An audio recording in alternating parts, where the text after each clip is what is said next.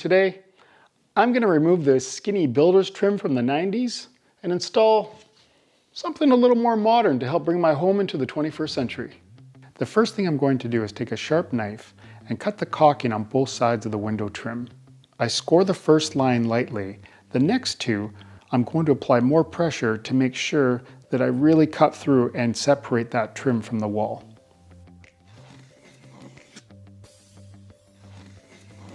Okay, so I've gone all the way around, I've scored my lines, and now you want to make sure, just double check that you've really cut deep enough to cut through the caulking on the outside of the window trim, because if you haven't and you go to pull this trim off, the top layer of drywall is going to come with it and you're going to have a whole section you have to repair. So once you make sure you've done that, the next thing you're going to need is one of these. And this is my everything bar. I use this, Amazon's here, hang on.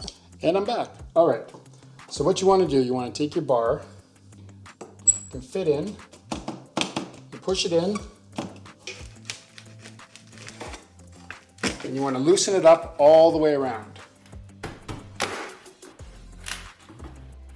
By the way, for the tools and materials I'm using for this project, I'll put in as many links as I can in the description. Okay, so when you're done, you may have things like this left over, a little bit of a staple with a bit of wood in it. Let's break that off, get that out, grab a pair of pliers, stick them on, sweep it up. All right, we got our staple out, and we're good to go. All right, now that I've successfully removed this trim, the first thing I want to do is bend over any staples or nails that are sticking out, because the last thing you want to do is end up stepping on one of these bad boys and getting a tetanus shot, because trust me, I've done it. Anyway, since I took it off very carefully and it didn't break, I have a measurement to go off of to transfer onto my new board. So I've pre-cut a board on one end at a 45-degree angle. I lay it down and I place my old trim flush up against it. The most important measurement here is the inside. You want the inside to be the same. On the other end of the board, I'm going to make a mark right where I need to cut to make the new piece. Now, if you don't have any window trim to begin with, like this window here, or you managed to break the old trim as you were pulling it off, you're going to have to find yourself a measuring tape and figure this out. Here's how I would do it. I'm going to measure the inside of my window frame, and I got 23 1/8. Now you need to add a little bit for your reveal. And if you don't know what a reveal is that little gap between the window trim and the inside of the window frame. And it's usually between 1/8 of an inch and 1/4 of an inch. I like to go in between, I do about 3/16. In that case, if my inside measurement is 23 1/8, I'm gonna cut my corner, my inside corner is going to be 23 1/2. That'll allow me for a 3/16 reveal on both sides. If I measure vertically, I have 79 1/8. So I'm gonna add 3/8 to that, which will bring me to 79 1/2, and that will allow for a 3/16 reveal around the entire window frame. I'm lining up my marks so that when I cut this board, I'm going to have 79 1/2 inches from the inside corner at this end to the inside corner at the far end. So I'm making all my cuts on a chop saw, but you can also use one of these, a plastic MITRE box. You slide your trim in, you find the 45, there, you put your saw in accordingly, and you saw away. All right, so I have my 4 pieces cut to length. Now, as I install it, I'm gonna take this bottle of wood glue and I'm gonna run a bead on the inside corner of each 45. And the reason I do that is because exterior walls like to contract and expand, and a little bit of glue will go a long way to helping these joints remain intact.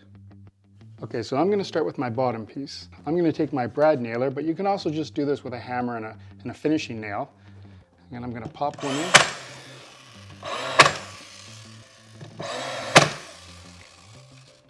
Now afterwards, we're gonna run a bead of caulking along here, along the top and the bottom, and that's gonna hold in nice and tight.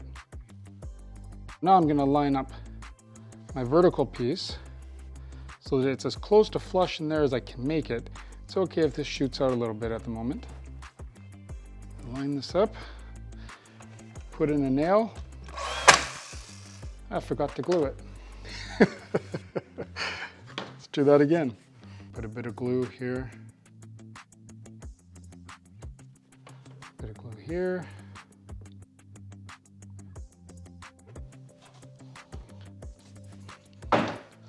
Now, we're going to line this up.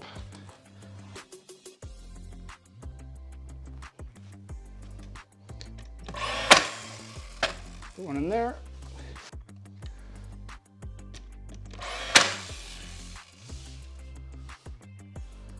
Put one here. After we have that all tacked in, we're going to come back and visit this corner because there's a lip right here and we don't want that. So if we can't push this in anymore, which I can't, the wall's got a bit of a wave here. We're going to take our famous bar that Amazon just delivered to me, and we're going to stick it underneath and pry this corner out just a little bit. I'm going to do it until we're happy that it's flush. I'm going to wipe off the rest of our glue, and when that hardens up, it's going to be a nice, perfect flush match. So there is another way to do this. Instead of attaching each piece individually, you can glue the whole thing together, wait for it to dry, and then pin the whole thing around the window. The problem is when you have something that's this big and you're working by yourself, it's really hard to line it up just perfect. But if you have a second pair of hands, this could be a very good option. All right, so if you are going to glue your window trim together first, what you're going to want to do is run a bead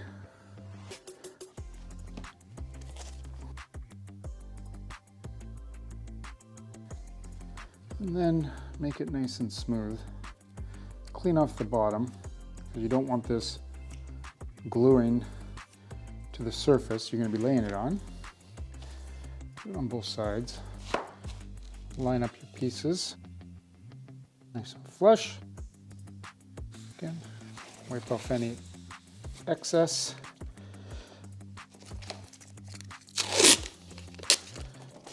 And you can tape it in place. You could also use an adjustable strap clamp here if you happen to have one. All right, now that I've glued up my four corners, I want to make sure that this frame is perfectly square before I let the glue set. And the way I do that is I measure from one corner to the opposite corner and look at my measurement. I have 91 1/4. So I want to make sure that going the opposite way, I have the exact same measurement. And I do, 91 1/4. So that means that this frame is square. If it wasn't, I could make some adjustments, sliding it back, twisting it a little until I have this square. Now, once this is all set, you're ready to stick it up on the wall with an extra pair of hands. And since I don't have that, I'm going to do it the old-fashioned way. I've chosen to use MDF as my trim board. The MDF is a very soft wood, and when you use MDF, if there's a contour in your wall, you'll have a contour in your board if you nail it everywhere.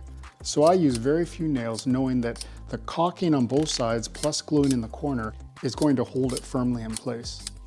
Okay, now that we've got the trim tacked on, we're going to wipe off the glue after it's had a chance to set up a little, so we're not going to move this corner from when we made it nice and flush. Now at this point, we're going to take some caulking. I'm just going to use some acrylic latex caulk.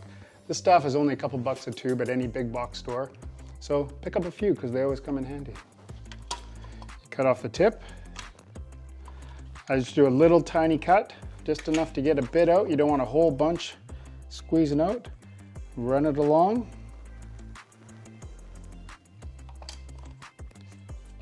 Wet your finger on the wet rag.